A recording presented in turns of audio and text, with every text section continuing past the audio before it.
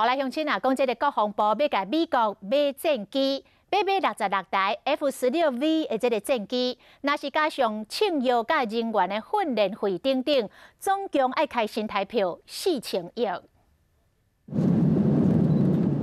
蔡英文总统出国访问专机伤病，有几台 F-16护航。即马国防部为了加强军备实力，打算要甲美国方面大量要买 F-16V， 这款机型雷达大先进。 会使同时搜索、追踪、锁定真实目标，佫会使挂上盖新的热追踪飞弹。依照平民媒体日报，军方打算要买66台 F-16V 这款的战斗机，再加上人员的训练费、弹药费，总共甲共的加起来，差不多爱开新台票4000亿。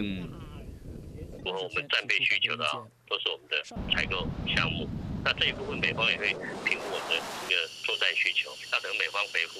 然后我们再会跟他议价。